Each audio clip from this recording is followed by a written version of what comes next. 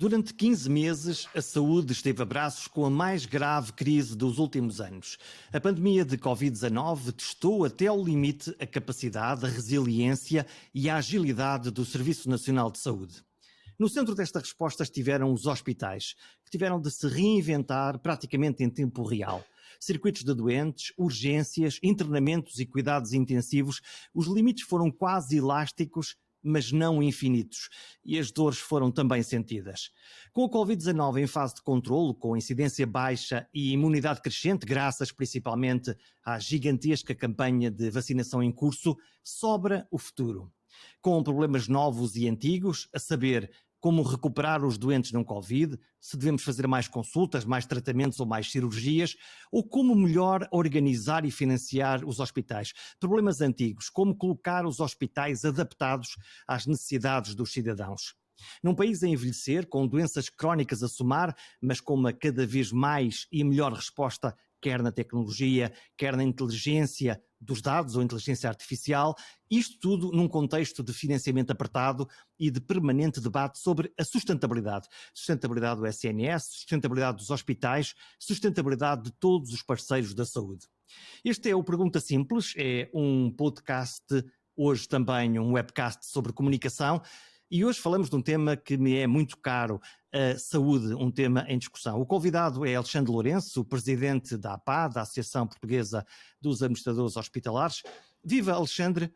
Como é que os hospitais, nestes 15 meses, se portaram nesta provação geral da sociedade que foi enfrentar a pandemia do Covid-19? Viva, Jorge! Os hospitais portaram-se com extrema generosidade e dedicação a uma causa, a uma resposta que seria sempre difícil. E eu creio que a maior lição que nós podemos tirar destes meses é esta entrega dos profissionais de saúde, que foi excepcional, e, por outro lado, conseguimos fazer coisas que não imaginaríamos. Muitas vezes somos reconhecidamente organizações muito pesadas, muito difíceis de mover, e fomos capazes de ser plásticos para responder a uma nova ameaça, a algo que nós não conhecíamos. Contudo, também demonstramos a nossa fragilidade, porque se efetivamente conseguimos dar a resposta necessária à evolução da pandemia, com alguns pontos mais negativos, quando tivemos maior pressão, numa forma genérica, a verdade é que nós, com o redirecionamento de recursos para a Covid-19, deixámos muitos doentes para trás. A nossa atividade regular ficou para trás. E se nós tínhamos tempos de espera, listas de espera muito elevados no pré-pandemia, evidentemente hoje acabamos por ter muitos doentes em espera e muitos doentes, aliás, e problematicamente que nem sabem que têm necessidade de obter cuidados de saúde, porque acabaram por não ser sequer identificados para início de tratamento, não foram diagnosticados de forma atempada. Durante estes tempos Covid, e dado que estamos a falar de um período de emergência, notam-se seguramente mais fragilidades, até porque os sistemas não estão preparados, obviamente, para uma resposta a um tsunami de doenças, em particular de uma determinada doença. Olhando para o sistema, olhando para dentro dos hospitais, onde é que nós encontramos coisas que precisamos de robustecer para oferecer melhores cuidados em próximas situações de emergência ou de necessidade? Então, acima de tudo, é a questão de planeamento, ou seja, como é que nós nos preparamos, como é que nós cenarizamos para este tipo de respostas. Todos compreendem, por exemplo, que existam exercícios de, por exemplo, em caso de incêndio. Como é que um hospital atuaria se tivesse um incêndio? Como é que os doentes são transportados? Qual é que é o planeamento? Todos nós sabemos que os hospitais, quando anualmente planeiam a resposta outono-inverno para os maiores picos nas infecções respiratórias, particularmente da gripe. O que nós não tínhamos era realmente uma resposta planeada, estruturada para uma pandemia com esta dimensão. E o que nós podemos também tirar da própria resposta é que os hospitais mais bem preparados, com melhores recursos humanos, com um planeamento mais apurado, com equipas mais estáveis, foram os hospitais que responderam melhor. O caso do Hospital de São João, o caso do Hospital Corri Cabral, que têm equipas já estáveis, que tiveram respostas e planear respostas para a SARS, para o H1N1, para o ébola, foram hospitais que, evidentemente, estavam mais preparados. Agora, toda a rede preparada para um fenómeno deste não estava preparada nem planeada, e mesmo o tempo que nós tivemos para preparar o outono e inverno, que era esperado em termos de pandemia Covid, e mesmo até de uma confluência de Covid com outras infecções respiratórias, esse tempo que nós tivemos acabámos por não nos preparar, porventura fruto de uma primeira resposta que foi suficiente face à evolução da pandemia. E eu creio que, passado este tempo, sabemos, e os hospitais hoje sabem como é que deveriam se comportar no caso de uma pandemia com estas características. Agora não podemos ficar descansados. É importante dar sempre o exemplo quase da gripe espanhola do início do século XX, que nos primeiros anos pós-gripe espanhola as estruturas estavam preparadas e sabiam lidar e lembravam-se da pandemia. Agora, para nós este evento foi singular durante os últimos 15 meses, mas corremos o risco daqui a 10, a de longo prazo, começarmos a esquecer a resposta à pandemia,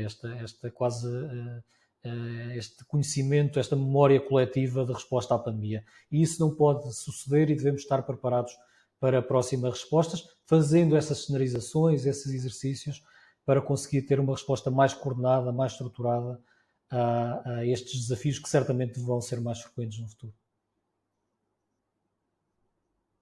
Na primeira parte da pandemia em particular, agora também na segunda onda, muitos doentes tiveram ora medo de ir ao hospital, ou por outro lado o hospital teve que gerir recursos para a pandemia primeiro e muitos doentes podem ter ficado de fora, ou não diagnosticados, ou não acompanhados ou tratados convenientemente. O que é que podemos fazer para recuperar estas pessoas, estes cidadãos que necessitam, obviamente, do acompanhamento e de ser tratados a tempo e horas? Neste momento existe aqui uma urgência de identificar prioridades. É evidente que não se consegue ir a todas as áreas ou reativar todo o sistema.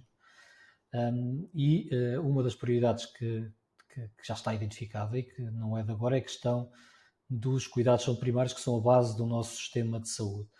Sem os cuidados de saúde primários, os centros de saúde terem capacidade para diagnosticar precocemente doenças do foro oncológico, doenças cardiovasculares, doenças endócrinas, sem terem capacidade já de acompanhar os seus doentes crónicos e mitigar os efeitos dessas doenças crónicas, controlar essas doenças crónicas, todo o sistema acaba por ter grandes dificuldades de resposta.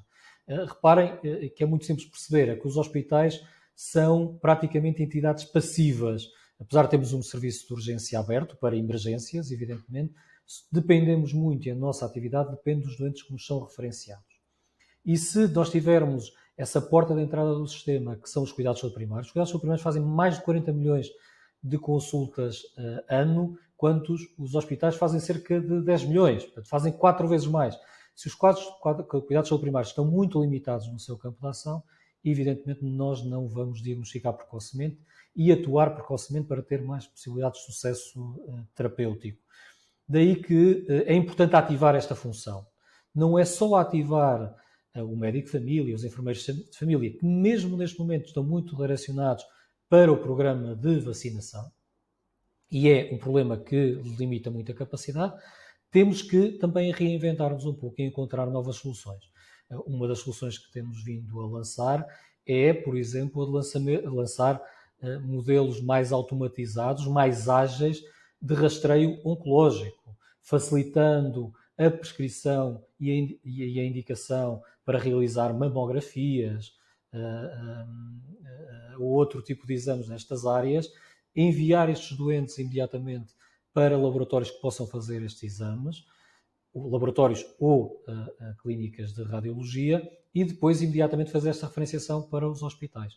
Este tipo de instrumentos pode agilizar em muito a identificação precoce de muitas patologias e de imediatamente referenciar estes doentes para os hospitais especializados, ou seja, evitando e encurtando o prazo de tempo mediado entre uma ida ao médico de família, a ida à clínica, depois voltar ao médico de família, depois voltar a fazer a referenciação para o hospital, ou seja, evitar aqui grande parte do percurso.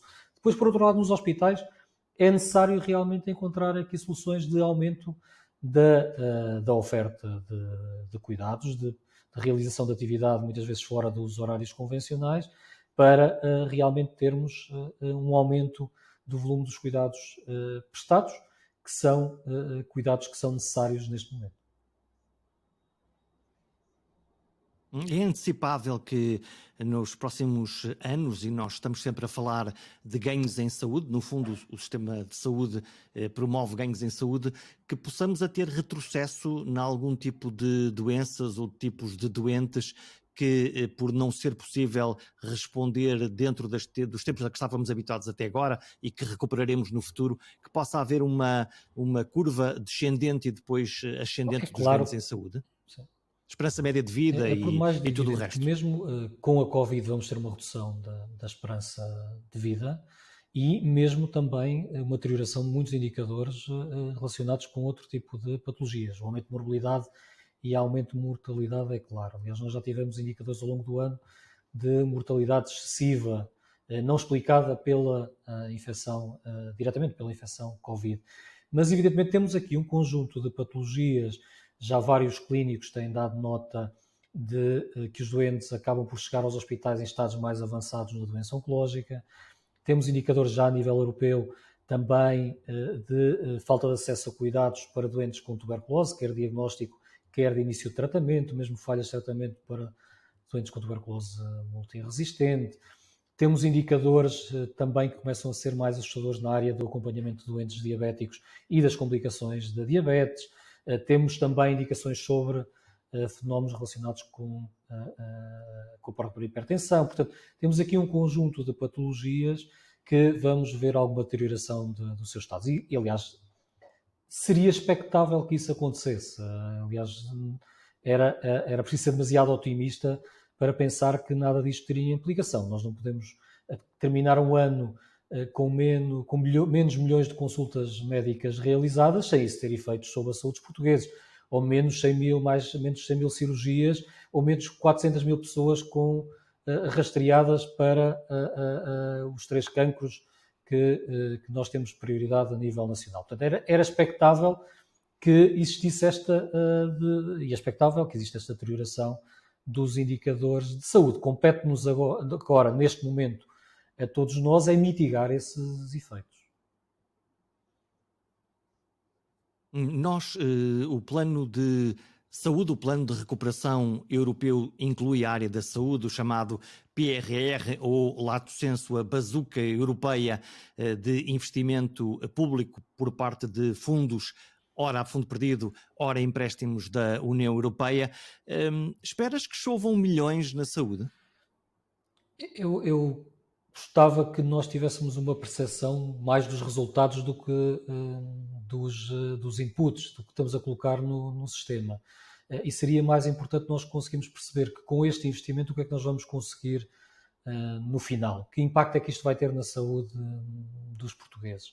No plano de resiliência existem aqui várias áreas de atuação. Eu destacava a questão da saúde mental, que é realmente relevante, mas há uma crítica que nós temos vindo a fazer, que é do facto do plano apresentado ser uma súmula dos investimentos não realizados nos últimos anos, não perspectivando a necessidade de redefinir o modelo de cuidados. Nós, em 2021, enfrentamos desafios bastante diferentes dos desafios que enfrentávamos no ano 2000. E isso é perceptível para todos. A sociedade alterou-se muito, a nossa forma de viver, a nossa forma de encarar a nossa vida social. E é daí que nós devíamos estar a preparar um sistema de saúde projetado para o futuro, focado na digitalização, na prestação de cuidados de saúde de forma remota, mais perto do domicílio, baseado na medicina de precisão, na prevenção e não nas estruturas de cuidados agudos. E essa resposta não é dada por este plano. Ou seja, este plano foca-se. O que me estás a dizer é que nós vamos aplicar uma receita antiga para necessidades antigas, tentando aplicá-la agora, quando nós, de facto, deveríamos estar a pegar neste dinheiro do PRR e a refundar ou a reformatar toda a maneira como o sistema de saúde responde Nós aos temos uma doentes e aos oportunidade única utentes? de refundar o sistema. Todos os portugueses percebem que toda a sociedade à sua volta alterou-se de uma forma dramática. A nossa relação com o setor do retalho, a nossa relação com a banca, com um conjunto de serviços modificou-se de uma forma dramática nos últimos 20 anos. Há 20 anos nós não tínhamos smartphones, como temos hoje. Tudo mudou de uma forma dramática e é importante que o sistema de saúde acompanhe essa mudança. Por caso contrário, nós, como utilizadores do Serviço Nacional de Saúde, começamos a perceber que ele que não oferece serviços idênticos, pelo menos similares, a outros setores. E é importante reinventar essa forma de prestar cuidados. É importante que se perceba que o sistema de saúde está interessado nas necessidades individuais e responde às necessidades individuais de cada cidadão e depois, por outro lado, consegue ter uma resposta coletiva e que melhora a nossa saúde coletiva. Grande parte dos desafios do futuro passam essencialmente pela alteração da forma como nós lidamos com a nossa saúde individual e como é que respondemos de uma forma coletiva a estas necessidades. Mesmo a questão da transformação digital, que muitas vezes é vista quase como instrumental, ela no sistema de saúde do futuro não é instrumental. Ela vai fazer parte core da forma como nos relacionamos com o sistema. E a expectativa criada para este nível de investimento era que nos apoiasse a criar esse novo sistema de saúde focado nas necessidades das pessoas. Nós não podemos ter um sistema de saúde em que dizemos à pessoa a hora que ele deve vir ao médico, ao hospital. Nós devemos ter um sistema de saúde que pergunta ao doente qual é a hora que lhe é mais satisfatória.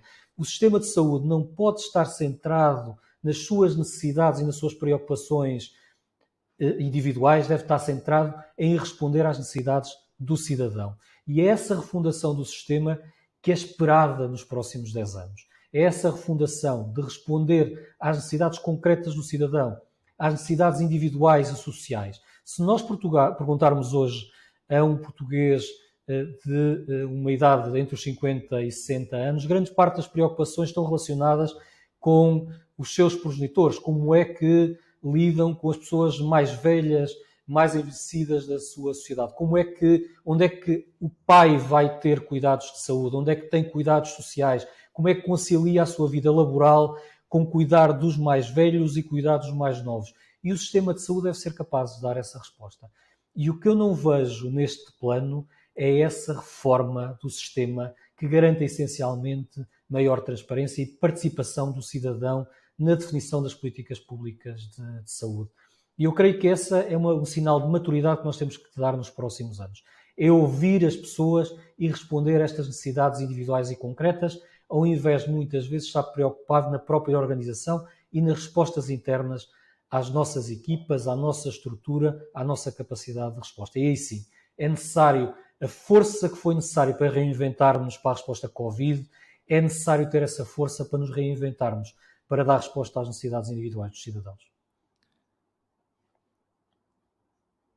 Quando falamos do saúde digital, o e-health, pergunto-te, isto da saúde digital é o quê e porquê que ela é importante para mim ou para os meus pais, dado que falamos dos progenitores, ou para os meus filhos? É importante para marcar uma consulta? É importante para ver o meu médico numa videoconferência?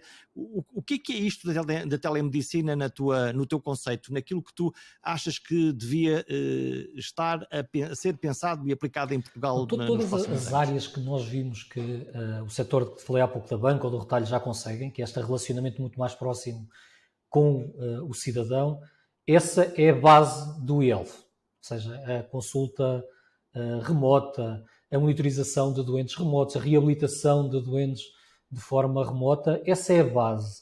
Agora imaginem um sistema de saúde que me consegue informar, dizer a sua tensão arterial traz-lhe um risco de a refeição que tomou hoje está a demonstrar uma glicemia demasiado elevada, contacte o seu médico. Nós estamos a falar de um sistema proativo que nos dá informações para sabermos como nos devemos comportar, como devemos utilizar o sistema de saúde. Esta questão da criação de modelos de inteligência artificial, de modelos preditivos no nosso comportamento individual, tem um ganho incomensurável. A partir de setembro, tudo indica que vamos ter os primeiros smartwatches com medições de glicémia. O poder destes dados de informar alguém que pode ter diabetes, tem um risco enorme de ter diabetes daqui a 10 anos, imaginem a influência que isto tem no comportamento concreto de cada um de nós. Mas, para além disso, é ter a capacidade de prever episódios que nós consideramos agudos e inesperados e conseguir prevê-los com graus de probabilidade. Isto tem um poder enorme na proatividade do sistema de saúde, como é conhecido, é muito passivo e passamos a ter aqui uma possibilidade de gerir a saúde de uma população de uma forma global. Esse sistema do futuro está ao virar da esquina. O que outros países estão a fazer este caminho. Portugal, neste aspecto, e a Europa não podem ficar para trás. Porque realmente o que nós estamos aqui a falar é de saúde e a saúde ajustada a toda a nossa vivência social, permitindo melhor qualidade de vida, melhor emprego, mais crescimento económico. E, essencialmente, dar vida e qualidade de vida aos nossos anos. Com esses dados vamos todos seguramente, se tudo correr bem, portar-nos com mais juízo, controlar os nossos indicadores de saúde, poder comer melhor, poder fazer desporto, estar alerta para estas questões, mas isto importa também do lado do sistema também um ajustamento, um acolhimento e depois saber o que é que pode fazer com esta quantidade infinita de dados que pode ser gerado. Lá está, com os relógios, com pulseiras de monitorização, com tudo aquilo que for inventado nos próximos Imaginem o tempos. seu médico que consegue ver o seu genoma, o risco que pode ter, os seus comportamentos, os dados monitorizados e o impacto que vai ter na qualidade da decisão médica, no relacionamento entre o médico, o profissional de saúde, de uma forma genérica, e o doente. Nós estamos a falar essencialmente de uma nova forma de prestar cuidados de saúde. Agora, evidentemente, está, como disse há pouco, ao virar da esquina e isso vai ter um impacto enorme na forma como nós vemos os cuidados de saúde. Certamente os hospitais vão ser diferentes, vão ser hospitais mais vocacionados para o ambulatório. Vamos ter outros prestadores de cuidados que neste momento não estamos a imaginar, prestadores de cuidados que nos apoiam no nosso dia-a-dia, que nos dão informações. Estamos a falar essencialmente de um sistema de saúde centrado em cada um de nós e que nos aconselha, não nos prescreve, trabalha connosco como um consultor e não como um prescritor. Já que estamos a falar de dados, de quem são os dados? Dos cidadãos, dos doentes, dos hospitais, do sistema, do Estado ou de quem os apanhar? Os dados são de cada um de nós e só nós é que podemos dar autorização à utilização destes dados.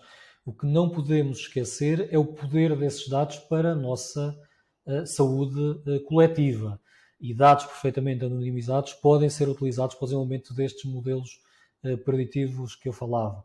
Apesar destes dados são individuais, é necessário esse consentimento individual para tratar esses dados, mas evidentemente o poder desses dados é enorme. Mesmo no contexto europeu, fala-se hoje quase de um Health Data Lake, um conjunto de dados dos cidadãos europeus podendo ser utilizados para estes novos modelos de prestação de cuidados. Aliás, como outros países já o fazem, como por exemplo Israel já o faz. Este poder dos dados tem um potencial enorme nesta transformação de transformar os cuidados de saúde mais efetivos, mas acima de tudo, o sistema de saúde se focar na prevenção e não nos cuidados agudos. Falamos há bocadinho da bazuca europeia, do PRR. A primeira parte das notícias dava conta dos milhões da Europa, mas a segunda parte das notícias, que vieram semanas depois, falaram de uma coisa que é muito parecida ou recuperada das receitas da Troika. No fundo, necessidade de reorganização hospitalar, concentração de serviços, nomeadamente de urgência e talvez outros, e também de controlo financeiro. Isto na tua cabeça quer dizer o quê? Quer dizer restrição financeira? Quer dizer apertar o cinto outra vez, de uma forma muito clara e direta? Está mais relacionado com o foco que se dá ao tema do que da necessidade. O equilíbrio económico-financeiro está sempre presente. Muitas vezes nós podemos, é como nas nossas vidas pessoais. Hoje vou gastar mais neste jantar, mas amanhã o meu almoço vai ser mais comedido. E eu creio que aqui é um bocadinho isto. Nós vivemos aqui um pouco ciclicamente, quase ciclotímicos. Agora esbanjamos, agora poupamos, em vez de ter uma política transversal que assegure sempre esse equilíbrio. Este PRR, mais uma vez, mesmo nestas medidas, revisita e recupera medidas que são discutidas, evidentemente, há mais de 10 anos e que muitas delas estavam elencadas no memorando de entendimento do Programa de Ajustamento Económico-Financeiro. O que me parece aqui é que falta-nos aqui uma parte. É que estes desafios que nós enfrentávamos há 10 anos, hoje estes desafios estão diferentes e nós continuamos a recuperar as medidas do passado. Nós hoje devíamos estar a pensar na resposta da rede hospitalar nesta lógica já da transformação digital, no desenvolvimento dos cuidados remotos, não de uma lógica infraestrutural como ali está exposta. E é essa a falha, é essa falta de ambição que é retratada recuperando medidas, e que isso é preocupante, é recuperando medidas do passado, quando hoje podíamos estar a assegurar os mesmos efeitos com medidas viradas para o futuro. Os administradores hospitalares estão, quando falam do financiamento, preocupam-se, e é voz corrente, falar de duas coisas. A primeira é da sua capacidade ou da sua autonomia para poder contratar recursos humanos ou para fazer escolhas se é uma determinada estratégia ou outra, por um lado, e por outro lado a questão do financiamento, que é o pagar aquilo que é justo, a melhor maneira de pagar uma determinada coisa. Estas questões da autonomia e em particular depois do financiamento, de um pagamento quase, ou de um orçamento não por valor histórico, mas associado à capacidade de gerar bem em saúde ou ganhos em saúde, é uma questão que já está resolvida? Não é uma questão que nem está resolvida do ponto de vista teórico, nem do ponto de vista prático. A questão da autonomia não existe ninguém com bom senso que acredite que as restrições de autonomia que nós assistimos nos últimos anos tenham efeitos positivos. Não existe nenhuma entidade... Então porquê que elas duram? Essencialmente porque são úteis para quem as implementa. Porque esta forma de gerir um orçamento é útil do ponto de vista do tesoureiro, do contabilista. Não são úteis para o sistema, para os resultados do sistema, nem para os resultados que o país pretende atingir, mas são úteis para quem ocupa a pasta do tesoureiro, porque chega ao final do ano e diz: eu cumpri com a meta, mesmo que não tenha cumprido. É que esta forma de gerir, essencialmente com uma tentativa, de um lado, restringir a despesa por uma restrição de tesouraria, chega a uma conclusão, é que, evidentemente, em termos de caixa, só se gasta o que se pagou. Nós podemos e chegamos ao final do ano com um conjunto de dívidas, mas na prática, para a avaliação das finanças, só conta o que se desembolsou. E este é o erro basilar desta abordagem, sendo que tem efeitos perversos e cria incentivos perversos a todo o funcionamento do sistema. Aliás, se houve alguma coisa que logo no início da crise pandémica, que foi tomada como chave, que foi chave para toda a resposta ao longo dos últimos 15 meses, foi a libertação da possibilidade dos hospitais, e digo libertação no sentido claro da palavra, que os hospitais foram libertos para poder contratar profissionais de saúde. Se isso não tivesse acontecido em fevereiro de 2020, teríamos tido dificuldades imensas ou muito maiores dificuldades em responder à pandemia. Por outro lado, a questão do financiamento é uma questão bastante complexa que foi abordada já em várias fases do nosso desenvolvimento do Serviço Nacional de Saúde, que devo dar nota que sempre existiu um consenso alargado na separação do que é a prestação de cuidados e do que é o pagamento de cuidados, principalmente dos dois grandes partidos representados na Assembleia da República, pelo menos desde o início dos anos 90. Contudo, nunca existiu passo para permitir essa separação do pagador-prestador e garantir eminentemente uma política ágil que permita criar incentivos para um aumento de eficiência do sistema. Aliás, vimos até esta discussão hoje polémica sobre as parcerias público-privadas, que na prática tem uma separação clara entre quem paga e quem presta, sendo que naquele caso estamos a falar de uma gestão privada de um hospital público. Ora, o que os hospitais têm vindo a pedir ao longo do tempo é um modelo desses para gestão direta do Estado e que não têm garantido. Portanto, não é surpresa que o relatório do Tribunal de Contas venha dizer que as PPPs são mais eficientes. Sim, são, porque têm instrumentos muito melhores, de maior agilidade do que os hospitais em gestão pública do Estado. A quão distante estamos nós da implementação de um pagamento de prémios ligados ao valor, aquilo que chamam os value and outcomes, estou a usar duas palavras em inglês, mas que no fundo são o pagamento em função do valor criado para o sistema de saúde, nomeadamente as tecnologias. Estes conceitos que começam a ganhar alguma robustez na primeira década deste século, principalmente naquela ideia de que o que nós mensuramos e o que pagamos nos serviços de saúde são subprodutos, ou seja, estamos a pagar algo que não é um produto final, começa a existir, do ponto de vista teórico, um conceito que nós devíamos remunerar, não uma cirurgia, não uma consulta, mas o ganho que nós temos na obtenção dessa consulta. A isso chamamos valor. Que valor é esse? Que valor acrescentado é esse?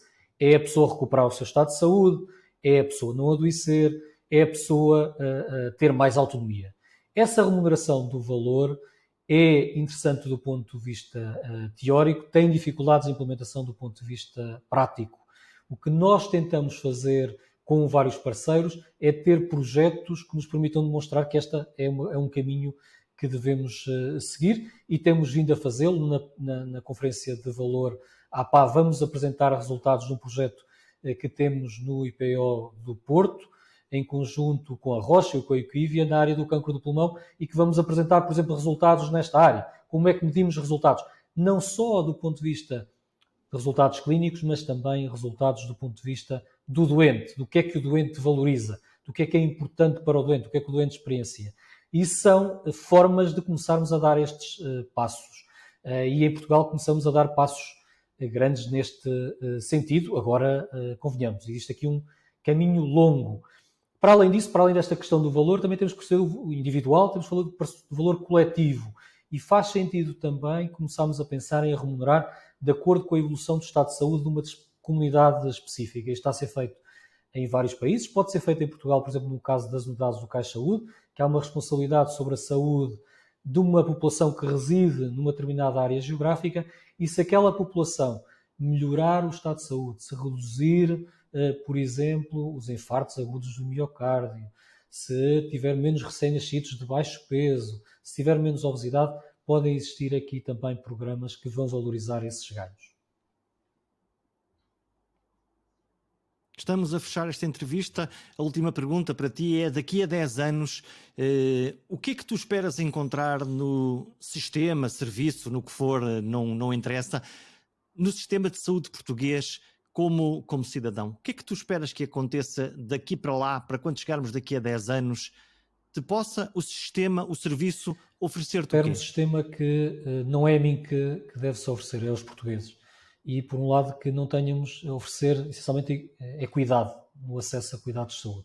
Nós temos um país que ainda hoje tem, quando comparamos pessoas que terminam a escolaridade obrigatória com pessoas que não terminam essa escolaridade obrigatória, temos um risco de 4 vezes mais de ter um diagnóstico de diabetes, ou 3 vezes mais ter hipertensão, ou ter 3 vezes mais doença pulmonar obstrutiva crónica. O que eu quero daqui a 10 anos é um país em que todos tenham os níveis de saúde aceitáveis. Quero ter um país que uma pessoa e qualquer cidadão não vá a uma farmácia que tenha que fazer escolhas pelo medicamento que vai levar. Essencialmente, pretendo que o sistema de saúde seja mais justo e que tenha contribuído para a nossa felicidade coletiva e para o crescimento económico do país.